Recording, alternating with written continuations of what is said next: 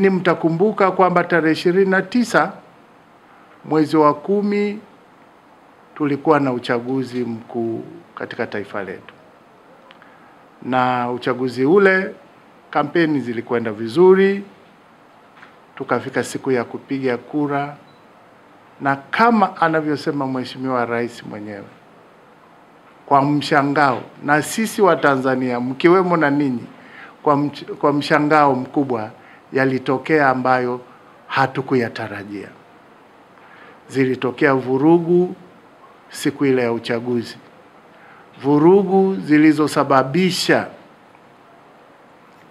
uvunjifu wa amani, na zikaenda mbele zikasababisha vifo kwa Watanzania na hasa vijana waliojitokeza kwenye vurugu zile. Lakini zilisababisha uharibifu wa mali za umma na mali binafsi za Watanzania wenzetu. Vyombo vyetu vya ulinzi na usalama vilichukua hatua katika kudhibiti jambo hili. Na katika kudhibiti huko kulisababisha watu kukamatwa na wakafikishwa mbele za vyombo vyetu vya sheria, na wengine yani wakafikishwa mahakamani katika sehemu mbalimbali hapa nchini. Kufuatia hilo, sisi sote tumemsikia Mheshimiwa Rais kama kiongozi, kama mzazi, kama mlezi, kama mfariji mkuu, miongoni mwa sifa mbalimbali alizonazo kama rais wa nchi yetu, ametoa wito kwa vyombo vya ulinzi na usalama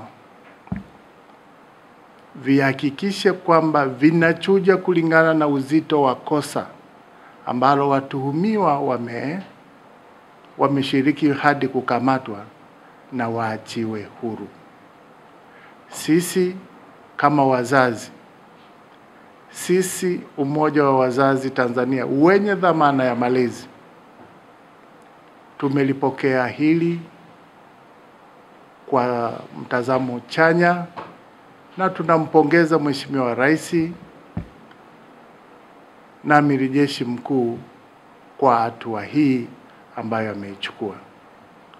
Ameichukua kama mama, ameichukua kama mlezi, lakini kubwa hapa kuna lugha, nikitumia hii lugha kwamba with a motherly heart, kwa moyo wa kimama, kuhakikisha kwamba analitibu taifa na hasa kwa vijana wetu. Isingekuwa rahisi sana kama asingekuwa na utu, kama asingekuwa na ungwana kuliona hili kwamba kupitia msemo wa Kiafrika kwamba mtoto akinyea mkono, mkono huo usafishwa na haukatwi. Hicho ndicho Mheshimiwa Rais amekizingatia na kuamua kutoa msamaha huo. Kadhalika, sisi wazazi wa Tanzania tunatoa wito kwa vijana wetu, Watanzania wenzetu, kuacha tabia za kufuata mikumbo na hatimaye kuhatarisha amani yetu. Kama alivyosema Mheshimiwa Rais, nchi hii ni yetu sote, tutaijenga sote kwa pamoja, na hivyo lazima tuenzi amani na utulivu katika nchi yetu. Fursa hii pia na niungane na Mheshimiwa Rais kutoa pole kwa Watanzania, kwa wazazi wenzetu ambao kwa namna moja au nyingine kupitia vurugu hizi familia zimeguswa kama alivyosema Mheshimiwa Rais. Yeye ameonyesha kwamba ndiye mfariji mkuu, na kweli ametufariji, na ni mzazi namba moja kwenye nchi hii, na kwa kweli ameonyesha hilo. Kwa hiyo nitumie fursa hii na mimi kuongeza sauti ya pole kwa hayo yaliyotokea nchini kwetu, lakini tubaki na neno tu, sijui kwa Kiswahili tutalisemaje, tubaki na neno kwamba never again.